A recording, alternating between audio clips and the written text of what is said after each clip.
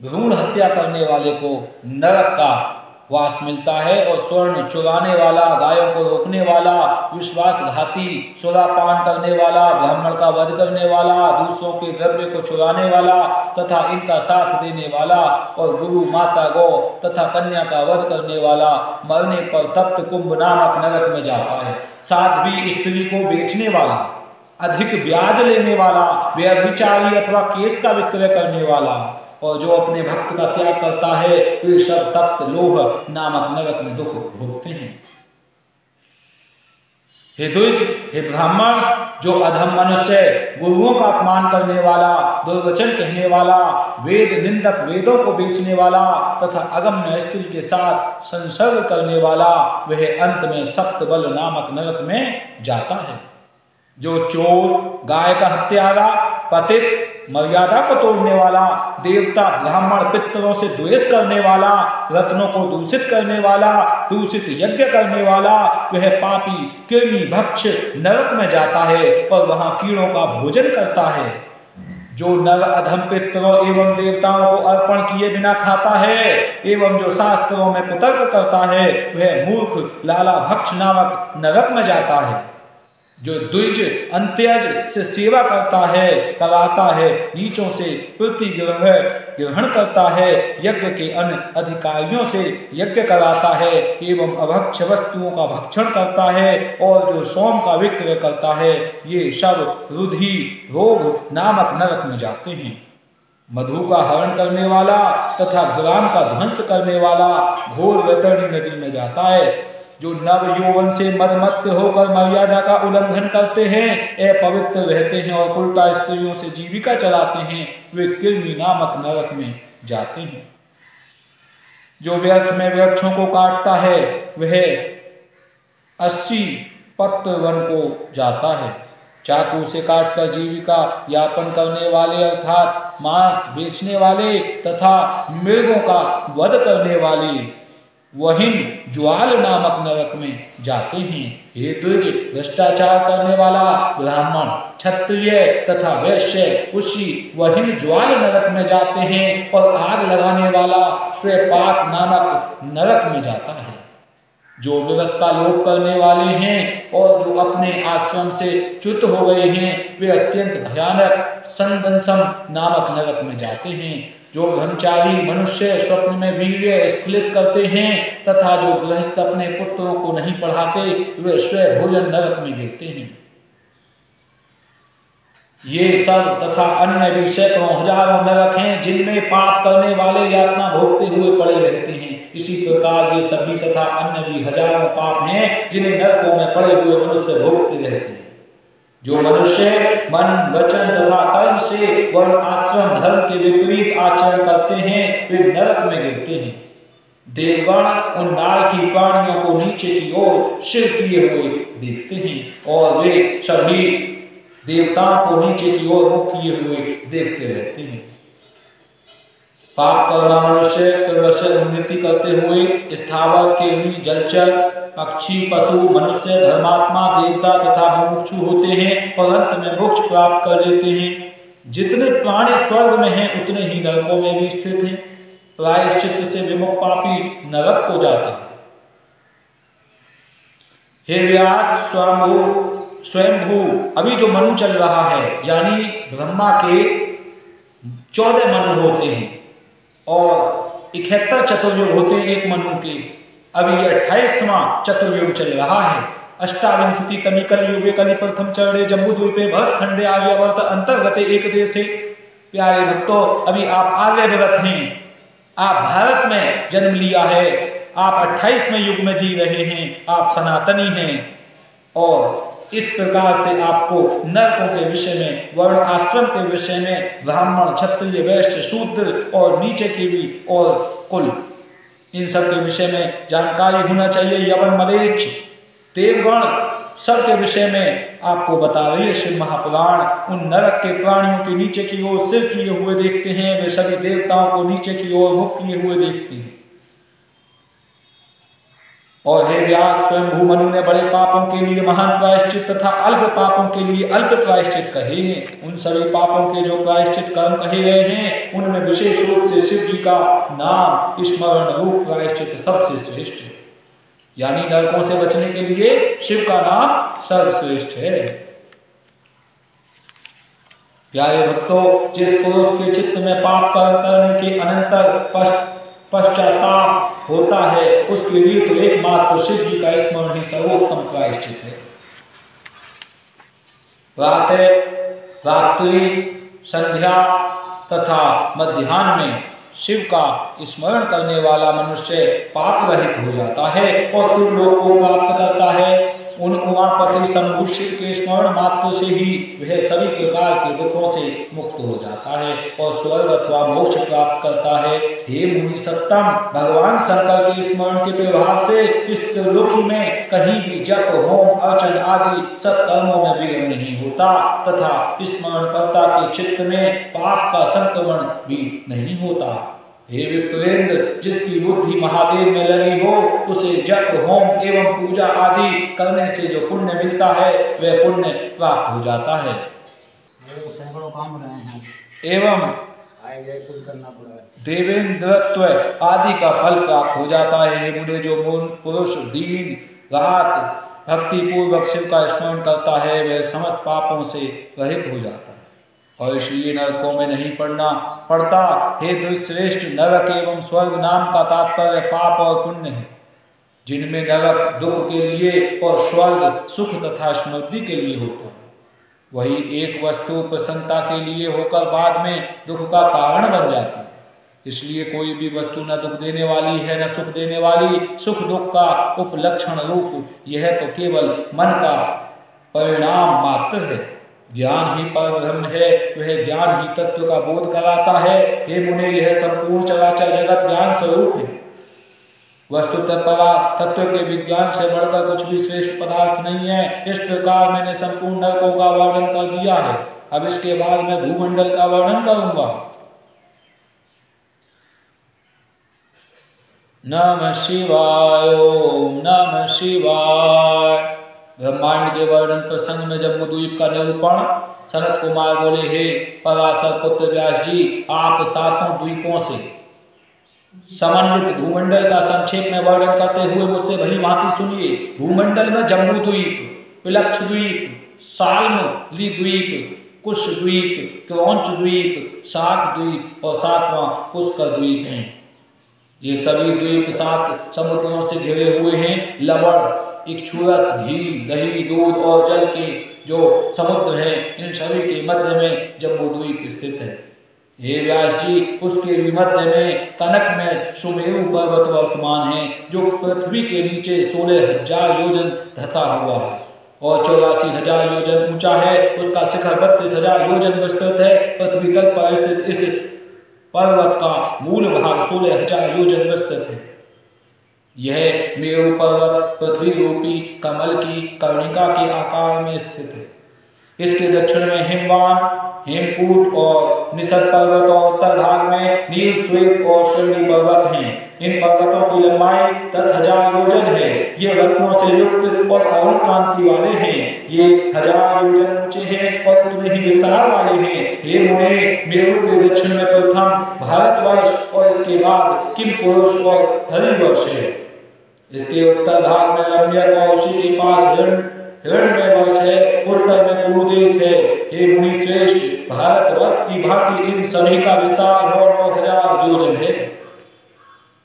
उनके मध्य में इलावृत वर्ष है, जिसके मध्य में उन्नत सुमेरु पर्वत है। इस सुमेरु के चारों ओर 9,000 योजन विस्तृत इलावृत वर्ष है।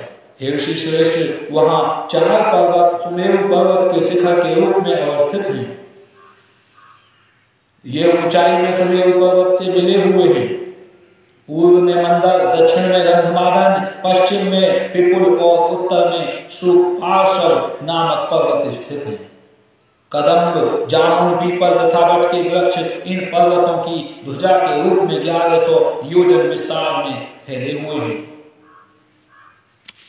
नमः शिवाय। हे महामुनि, जम्बू द्वीप का नाम पड़ने के कारण आप सुने, यहाँ पर जामुन, कदम्ब, पीपल तथा बट के बड़े बड़े वृक्ष हैं। मैं उनका स्वभाव आपको बताता हूँ। उस जामुन के बड़े बड़े हाथी के परिमाण वाले फल पर्वत के ऊपर गिरकर फूट जाते हैं और चारों ओर फैल जाते हैं।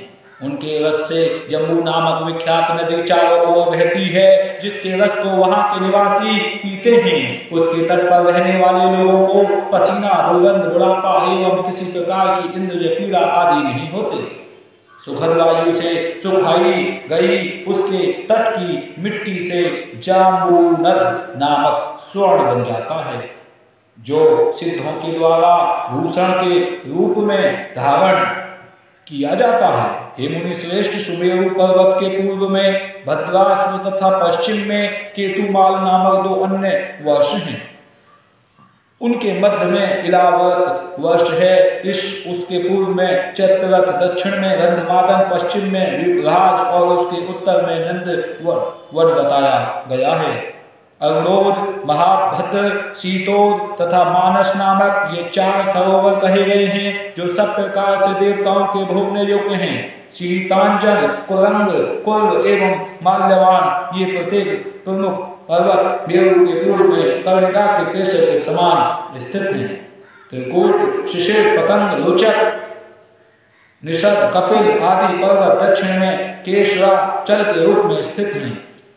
श्रीनिवास, कुसुम, कपिल, नागद, नाग आदि पर्वत पश्चिम भागों में केशराचल के रूप में स्थित हैं।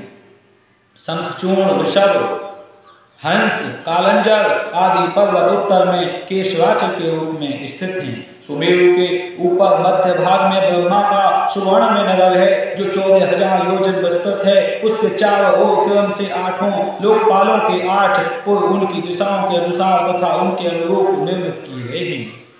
भगवान विष्णु के चारों चरणों से निकली हुई गंगा जी चरण चंद्रमंडल को अल्प आप्लावित करती हुई ब्रह्मा जी की पुरी में चारों ओर गिरती हैं। वे वहां गिरकर क्रमशः सीता, अलकनंदा, चक्षु और भद्रा नामक 4 धाराओं के रूप में चारों दिशाओं में प्रवाहित होती हैं। सुमेरु पर्वत के पूर्व दिशा में सीता, दक्षिण में अलकनंदा, पश्चिम में चक्षु और उत्तर में भद्रा नदी बहती है। वे त्रिपथगामिनी गंगा संपूर्ण पर्वतों को लांघकर अपने चारों धाराओं रूपों से चारों दिशाओं के महासमुद्र में जाकर मिल जाती हैं, जो सुनील तथा निषद नामक 2 पर्वत हैं और जो माल्यवान एवं गंधमादन नामक 2 पर्वत हैं। उनके मध्य में स्थित सुमेरु पर्वत कर्णिका के आकार में विराजमान है।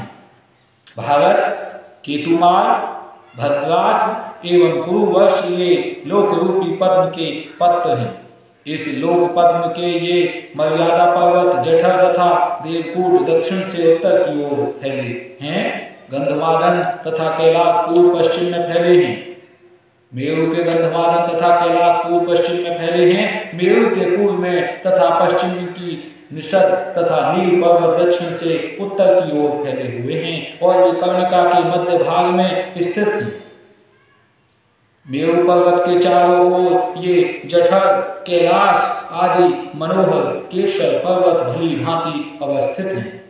उन पर्वतों के मध्य में सिद्ध तथा चारणों से सेवित अनेक द्रोणियां हैं और उनमें देवता, गंधर्वों और राक्षसों के मनोहर नगर तथा वन विद्यमान हैं। देवता तथा दैत्य इन पर्वत नगरों में रात दिन क्रीड़ा करते हैं। हे मुने, ये धर्मात्माओं के निवास स्थान हैं और पृथ्वी के स्वर्ग कहे गए हैं।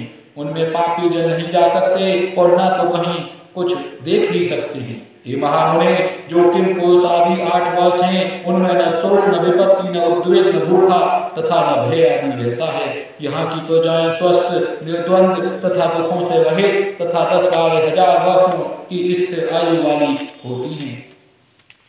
वहाँ कृत युग एवं त्रेता युग ही होते हैं। वहाँ सर्वत्र पृथ्वी का जल ही है और उसमें मेघ वर्षा नहीं करते।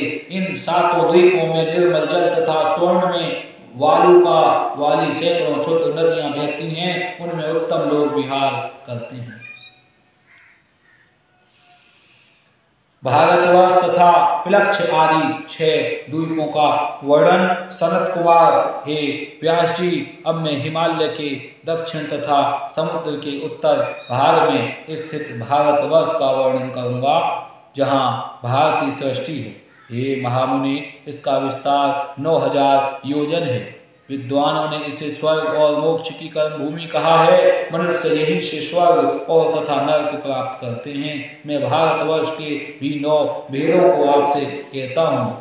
इंद्रद्युम्न, कशेरु, ताम्रवर्ण, गभस्तिमान, नागद्वीप, सौम्य, गंधर्व तथा वायु, ये 8 द्वीप हैं। उनमें सागर से घिरा हुआ यह भारत 9वां द्वीप है। यह द्वीप 1000 योजन परिमाण में दक्षिण से उत्तर पर्यंत फैला हुआ है, जिसके पूर्व में किरात तथा दक्षिण और पश्चिम में यवन स्थित है। इसके उत्तर में तपस्वियों को स्थित जानना चाहिए। इसके मध्य में ब्राह्मण, क्षत्रिय, वैश्य एवं शूद्र क्रमशः यज्ञ, युद्ध, व्यापार तथा सेवा वृत्ति करते हुए स्थित है।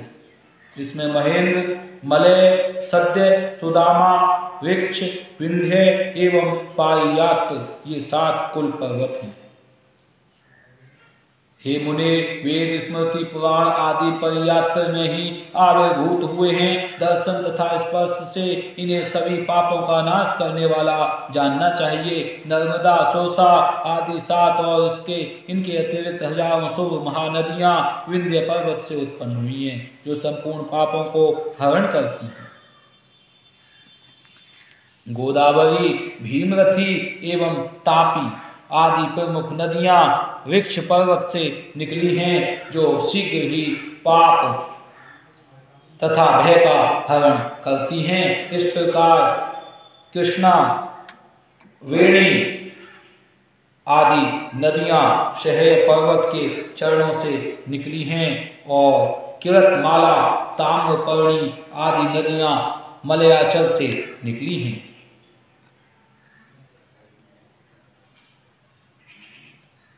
त्रियामा, ऋषिकुला आदि नदियां महेंद्र पर्वत से निकली हुई कही गई हैं। ऋषिकुल्या, कुमारी आदि नदियां सुक्तिमान पर्वत से निकली हैं। उन मंडलों में अनेक जनपद निवास करते हैं। वे इन नदियों तथा अन्य सरोवरों का जल पीते हैं। हे महामुने, इस भारतवर्ष में ही सतयुग आदि 4 युग होते हैं। अन्य द्वीपों में ये नहीं होते। यहीं पर यज्ञ करने वाले पुण्य आत्मा लोग श्रद्धापूर्वक दान करते हैं और यहीं पर परलोक की प्राप्ति के लिए यति लोग तपस्या करते हैं। हे महामुने, जम्बूद्वीप में यह भूमि ही कर्म भूमि है और उसमें भी यह भारतवर्ष सर्वश्रेष्ठ है। इसके अतिरिक्त अन्य सभी भोग भूमियां हैं। हे मुनि श्रेष्ठ, यहाँ पर जीव हजारों जन्मों का पुण्य संचय होने पर कभी कभी मनुष्य का जन्म प्राप्त करता है। स्वर्ग एवं मोक्ष के साधन भूत इस भारतवर्ष का गुणगान देवता लोग भी करते हैं। आहा, यह भारत भूमि धन्य है, जहाँ देवता लोग भी कोष बनकर जन्म ग्रहण करते हैं। हम देवता लोग कब इस भारत भूमि में मनुष्य जन्म पाकर परमात्मा स्वरूप शिव में अपने सारे कर्मों का फल समर्पित कर शिव स्वरूप हो जाएंगे।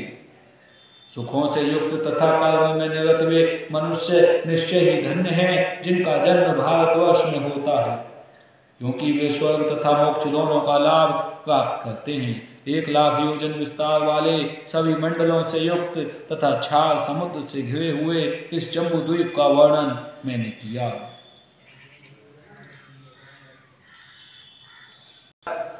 दो सोमक, सुमना तथा वैभराज नाम के उत्तम पर्वत हैं। इन मनोरम वर्षचलों में प्रजाएं, देवता एवं गंधर्व सुखपूर्वक नित्य निरंतर निवास करते हैं।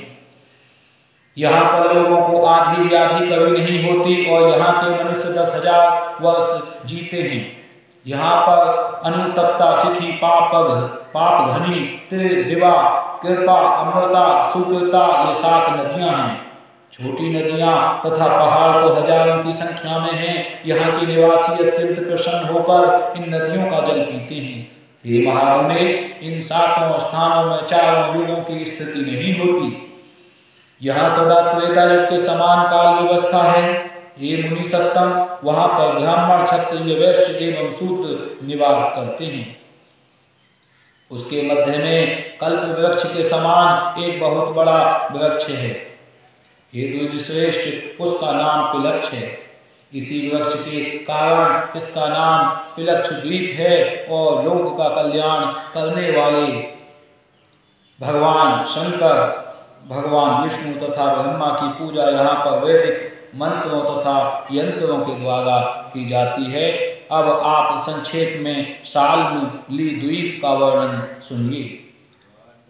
वहाँ पर भी 7 वर्ष हैं, उनके नाम मुझसे सुनिए। सुहित, हरित, जीमूत, रोहित, वैकल, मानस और 7वां शुक्रव।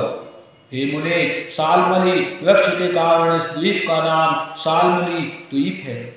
यह भी परिमाण में दुगने समुद्र से निरंतर घिरा हुआ स्थित है। वर्षों को सूचित करने वाली नदियां भी वहाँ विद्यमान हैं।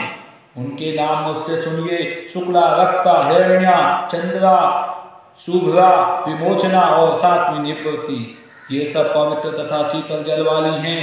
वे 7 वर्ष 4 वर्णों से युक्त वे लोग विविध यज्ञों से सदा भगवान शिव का यजन करते हैं। उस अत्यंत मनोरम द्वीप में देवताओं का सर्वदा सानिध्य रहता है। यह द्वीप सुरोध नामक समुद्र से घिरा हुआ है। इसके बाहर चारों ओर इसके दुगने परिमाण का कुछ द्वीप रहता है। वहाँ पर मनुष्यों के साथ दैत्य, दानव, देवता, गंधर्व, यक्ष, किंपुरुष आदि निवास करते हैं।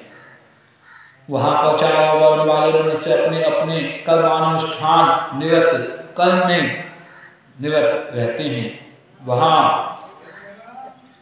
कुछ द्वीप में लोग संपूर्ण कामना को प्रदान करने वाले ब्रह्मा, विष्णु तथा महेश्वर का यजन करते हैं। वहाँ कुछ से हरि, द्युतिमान, पुष्पवान, मणिद्रुम, हेम, शैल एवं 7वां मंदराचल नामक पर्वत है। वहाँ 7 नदियां हैं। उनके नामों को यथार्थ रूप में सुनिए। भूत, पापा, शिवा, पवित्रा, सम्मिति, विद्या, दंभा तथा मणि, ये संपूर्ण पापों को भरने वाली हैं। इनकी अतिरिक्त निर्मल जल वाली तथा स्वर्ण बालू का पूर्ण अन्य हजारों नदियां भी हैं।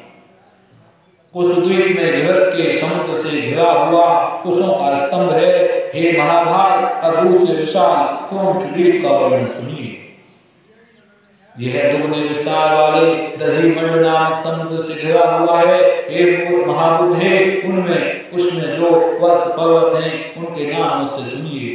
क्रौंचवामंतीश्वर, अंधकारक, दिवावर्तिमन, कुंडली एवं दुंदुभी, चारों ओर स्वर्ण के समान स्वर्ग में उन वर्ष पर्वतों में मित्रों और देवताओं देवगणों के साथ प्रजाएं निर्भर होकर निवास करती हैं। ब्राह्मण, क्षत्रिय, वैश्य एवं शूद्र यहाँ निवास करते हैं। यहाँ पर 7 महानदियां हैं। इनके अतिरिक्त अन्य भी हजारों नदियां हैं। गौरी, कुमु, द्वती, संध्या, रात्रि, मनोजवा, शांति एवं कुंडली का नाम वाली जो 7 नदियां हैं उनका विमल जल लोग पीते हैं। वहाँ पर योग स्वरूप वाले भगवान शिव की पूजा की जाती है। उसके बाद अधिक मंडोदक समुद्र द्विगुणित 7 द्वीप से घिरा है। यहाँ 7 पर्वत हैं।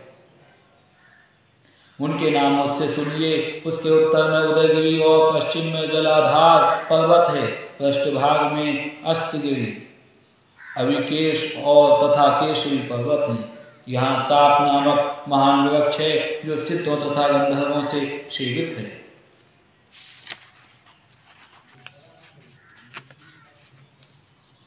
वहाँ पर चारों वर्ण के लोगों से युक्त पवित्र जनपद हैं। वहाँ परम पवित्र तथा सभी पापों को दूर करने वाली सुकुमारी, कुमारी, नलिनी, वेणुका, इक्षेणु का तथा गवस्ती नामक 7 नदियां हैं। हे महामुनि, इसके अतिरिक्त वहाँ हजारों अन्य छोटी नदियां हैं तथा सैकड़ों हजारों पर्वत भी हैं। उन वर्षों में धर्म की हानि नहीं होती। स्वर्ग से आकर उन वर्षों में पृथ्वी पर मनुष्य परस्पर विहार करते रहते हैं। सागरकूट में वहाँ के संयमशील निवासी शास्त्रोक्त कर्मों के द्वारा प्रेम पूर्वक श्रद्धा सूर्य भगवान का सम्यक यजन करते हैं। वह सागरद्वीप चारों ओर से दुगने विस्तार वाले क्षीर सागर से घिरा हुआ है। हे व्यास, क्षीर सागर दुगने विस्तार वाले पुष्पक नामक द्वीप से घिरा हुआ है। वहाँ मानसमान सोत्तर नामक विशाल वर्ष पर्वत प्रसिद्ध है। यह 50,000 योजन ऊंचा है और लाख योजन वलय के आकार में विस्तृत है। वलय आकृति पुष्कर द्वीप को यह पर्वत मध्य में 2 भागों में विभक्त करके स्थित है। इसी से इस द्वीप के दोनों भागों की आकृति कंकड़ के समान है। यहाँ के मनुष्य 10,000 वर्ष पर्यंत जीवित रहते हैं और रोग, शोक, राग तथा द्वेष से रहित होते हैं।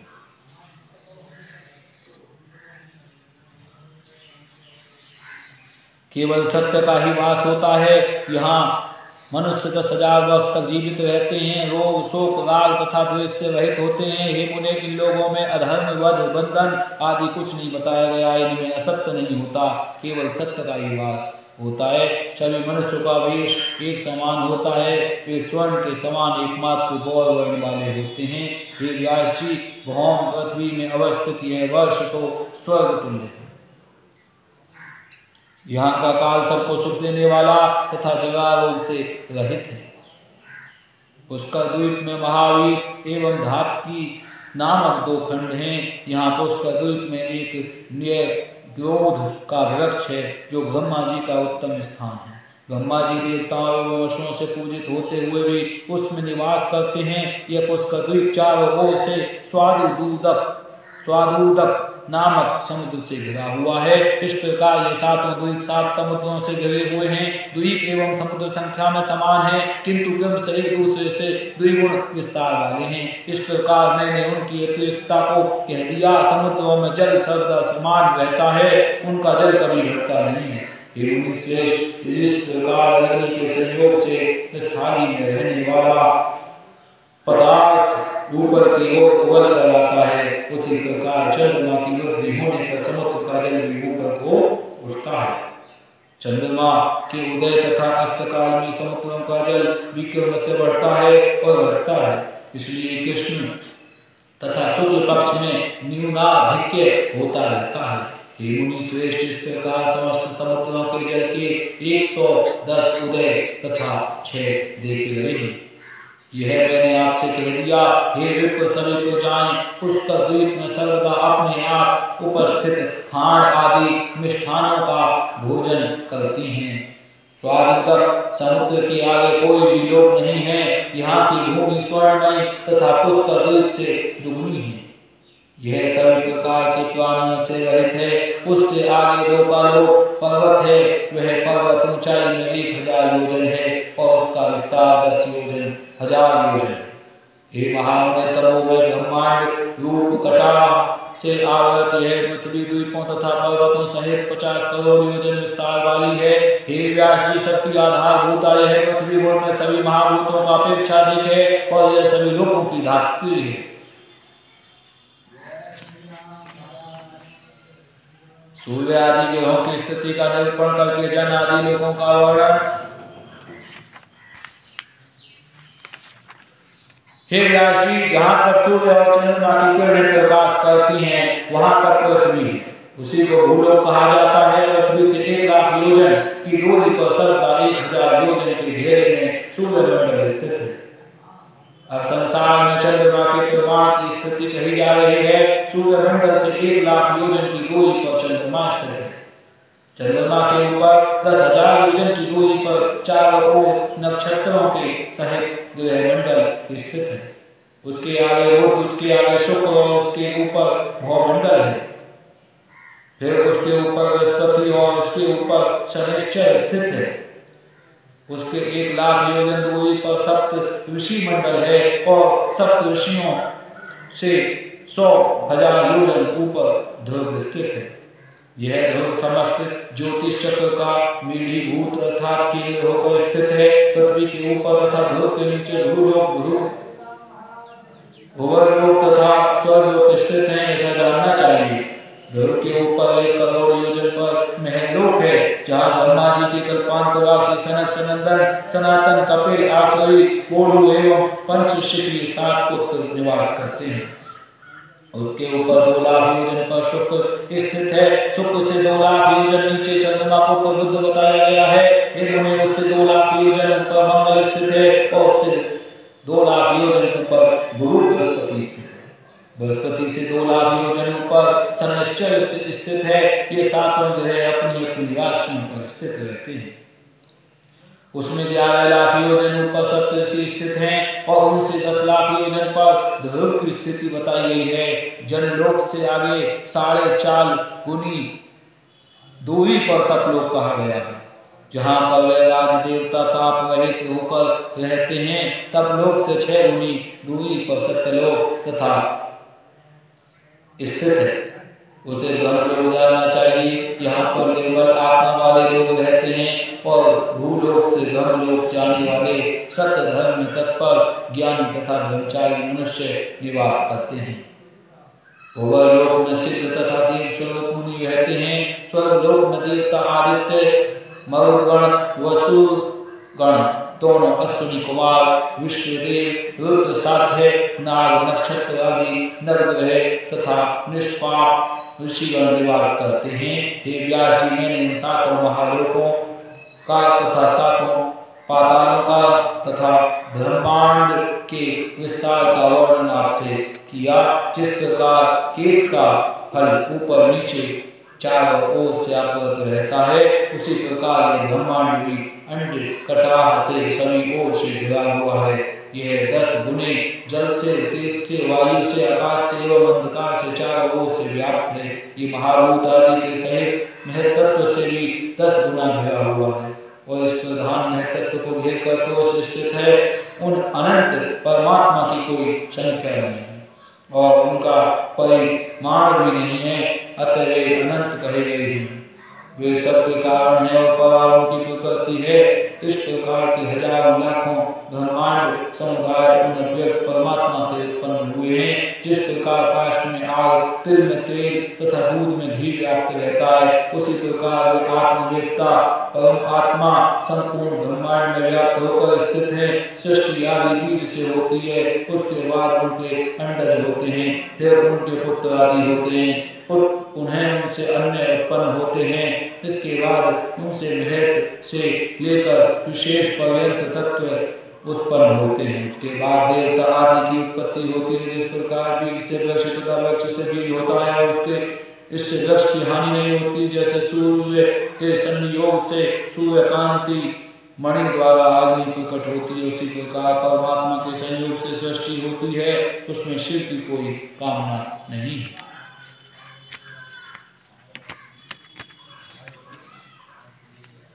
शिव तथा शक्ति का समायोग होने पर देवता आदि उत्पन्न होते हैं। वे अपने एकमात्र कर्म से ही उत्पन्न होते हैं।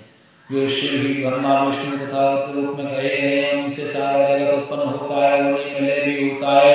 वे शिव ही सभी क्रियाओं के कर्ता कहे जाते हैं। व्यास जी बोले, हे शैव सनत कुमार, मेरे इस महान संशय को दूर कीजिए।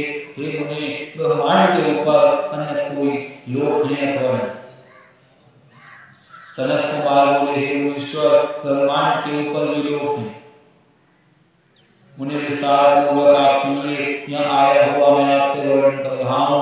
ब्रह्मलोक से ऊपर श्रेष्ठ वैकुंठ नामक परम दीप्ति युक्त लोक विराजमान है, जहाँ विष्णु निवास करते हैं। उसके ऊपर अत्यंत अद्भुत कोमार लोक है, जहाँ महातेजस्वी शंभु पुत्र कार्तिकेय निवास करते हैं। उसके ऊपर परम दिव्य मालोक विराजमान है, जहाँ तीनों देवताओं की जननी एकमात्र महाशक्ति शिवा विराजती हैं। वे देवी शिवा स्वयं परात्पर प्रकृति सत्य रज तमोमयी निर्गुण निर्विकार एवं शिवात्मिका है। उसके ऊपर सनातन अविनाशी परम दिव्य तथा सर्वदा महान शोभा से युक्त शिवलोक को जानना चाहिए, जहाँ तीनों देवताओं को उत्पन्न करने वाले सत्य स्वामी तथा त्रिगुणातीत पर ब्रह्म महेश्वर निवास करते हैं। उसके ऊपर कोई भी लोक नहीं है। उसके समीप में वो लोक है जहाँ पर सुशीला नाम वाली शिवप्रिया गोपमाएं निवास करती हैं। उन गौओं का पालन करने वाले श्री कृष्ण शिव जी की आज्ञा से वही निवास करते हैं। परम स्वतंत्र शिव जी ने ही अपनी शक्ति से उन्हें वहाँ प्रतिष्ठित किया है। तत्रोधवं लोकाश्च गोलोकस्तत् समीपत गोमातरः सुशीला ह्यस्तत् शान्ति शिवप्रिया उसके ऊपर कोई भी लोक नहीं है, उसके समीप में वो लोक है जहाँ पर सुशीला नाम वाली शिवप्रिया गौ माता निवास करती हैं। गौ का पालन करने वाले श्री कृष्ण शिव जी की आज्ञा से वही निवास करते हैं और परम स्वतंत्र शिव जी ने ही अपनी शक्ति से वहाँ उन्हें प्रतिष्ठित किया है। हे व्यास जी, वह शिवलोक अद्भुत आधार, मनोहर, अनिर्वचनीय तथा अनेक वस्तुओं से सुशोभित है। सभी देवताओं में श्रेष्ठ ब्रह्मा विष्णु हर्ष शेर परमात्मा तथा निर्विकार शिव जी उस लोक के अधिष्ठाता हैं। हे तात, मैंने इस प्रकार सारे ब्रह्मांड की स्तुति तथा उसके उपस्थिति वर्णन कर दिया है। अब आप क्या सुनना चाहते हैं? तपस्या से शिवलोक की प्राप्ति, सात्विक तपस्या के लिए मानव जन्म की प्रशस्ति का कथन। व्यास जी बोले, सनत कुमार शिवलोक की प्राप्ति का वर्णन करें जहाँ जाकर से भक्त मन से जुड़े नहीं होते। सनत कुमार बोले, हे पराशर पुत्र व्यास, आप शुद्ध से भक्तों तथा तपस्वियों की शुभ गति तथा पवित्र व्रत की को प्रीति पूर्वक सुनिए। शुद्ध कर्म करने वाले एवं अत्यंत शुद्ध तपस्या से युक्त जो मनुष्य प्रतिदिन शिव जी की पूजा करते हैं, वे सब प्रकार से सर्वदा वंदनीय हैं। ये महामुनि तपस्या नहीं करने वाले कुछ निर्विकार शिवलोक में नहीं जा सकते। शिव जी की कृपा का मूल हेतु तपस्या है। यह प्रत्यक्ष है कि तप के प्रभाव से ही देवता, ऋषि तथा मुनि लोग स्वर्ग में आनंद प्राप्त करते हैं। मेरे इस वचन को सत्य जानिए, जो अत्यंत कठिन, दो आराध्य है, अत्यंत दूर एवं पार न पाने योग्य, वह सब तपस्या से सिद्ध हो जाता है। निश्चय ही तपस्या का अतिक्रमण नहीं किया जा सकता। ब्रह्मा विष्णु तथा हर नित्य तप में स्थित रहते हैं। संपूर्ण देवताओं तथा देवियों ने भी तपस्या से ही दुर्लभ फल प्राप्त किया है। जिस जिस भाव में स्थित होकर लोग जो तपस्या करते हैं, वे उस तप से उसी प्रकार का फल इस लोक में प्राप्त करते हैं, इसमें संदेह नहीं है। हे व्यास जी, सात्विक, राजस तथा तामस ये तीन प्रकार का तप कहा गया है। तप को संपूर्ण साधनों का साधन जानना चाहिए।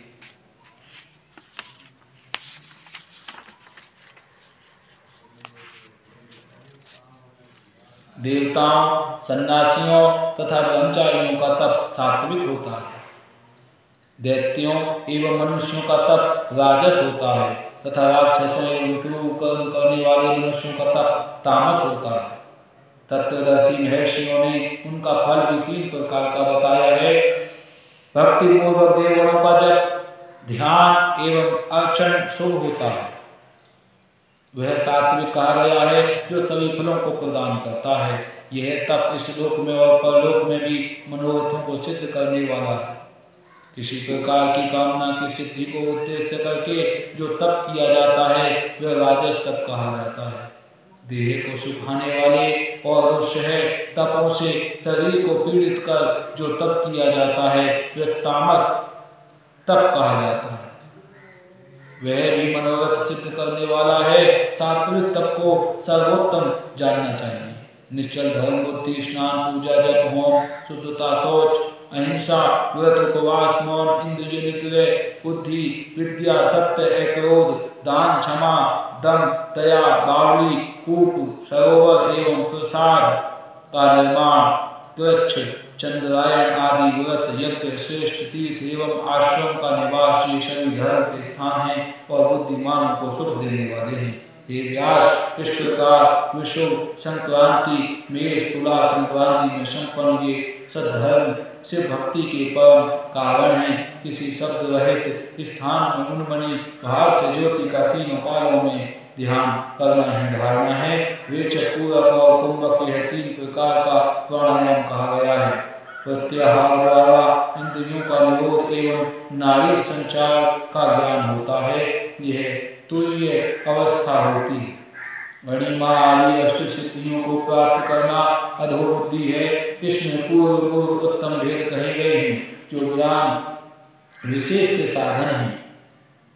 काष्ठा अवस्था, मृत अवस्था और हरित अवस्था, ये तीन अवस्थाएं कही गई हैं। ये अवस्थाएं अनेक उपलब्धियों वाली तथा सभी पापों को विनष्ट करने वाली हैं। नारी शैया पान वस्त्र धूप सुगंधित चंदन आदि का लेप तांबूल भक्षण 5 राजस्व विभूतियां स्वर्ण की अधिकता तांबा घर रत्न धेनु वेद शास्त्रों का पांडित्य गीत नृत्य आभूषण शंख वीणा मृदंग गजेंद्र छत्र एवं चामरी सभी भोग स्वरूप हैं। इनमें विषयों में आसक्ति प्राणी ही अनुरक्त होता है। ये सभी पदार्थ अर्पण बड़े प्रतिबिंब के समान अवास्तविक तथा आभास मात्र, तथापि इनमें यथार्थ बुद्धि करके संसारी पुरुष तिल के समान बार इस संसार चक्र में पिघला जाता है और माया उसे ज्ञान से मोहित कर देती है। वह सब कुछ जानते हुए भी घी के यंत्र के समान स्थावर जंगम आदि सभी योनियों में दुखी होकर घूमता रहता है। इस प्रकार समस्त योनियों में भ्रमण कर बहुत समय के बाद अत्यंत दुर्लभ मनुष्य जन्म प्राप्त करता है और कभी कभी पुण्य की महिमा से बीच में ही मानव शरीर प्राप्त कर लेता है, क्योंकि कर्मों के गौरव तथा लाघव के कारण उनकी गतियां बड़ी विचित्र कही गई हैं। जो पुरुष स्वर्ग एवं मोक्ष के साधन भूत इस मनुष्य जन्म को पाकर अपना परम कल्याण नहीं करता और मरने के बाद बहुत काल तक शोक करता रहता है। सभी देवताओं एवं मनुष्यों के लिए भी यह मनुष्य जन्म अति दुर्लभ है। अतः उसे प्राप्त करके वैसा कर्म करना चाहिए जिससे नरक में जाना न पड़े। दुर्लभ मनुष्य योनि प्राप्त करके यदि स्वर्ग तथा मोक्ष के लिए प्रयत्न नहीं किया जाता तो उसे जन्म को व्यर्थ कहा गया है। हे व्यास जी, धर्म अर्थ काम और मोक्ष संपूर्ण पुरुषार्थों का मूल मनुष्य जन्म कहा गया है। अतः मनुष्य जन्म को प्राप्त कर धर्म अनुसार उसका यत्न पूर्वक पालन करते रहना चाहिए। धर्म के आधार तथा समस्त अर्थों के साधनभूत इस मनुष्य जन्म को प्राप्त करके यदि परमार्थ लाभ के लिए यत्न होता है तभी उससे मूल अर्थात मनुष्य जीवन सुरक्षित समझना चाहिए। नमः शिवाय, ओम नमः शिवाय। हर हर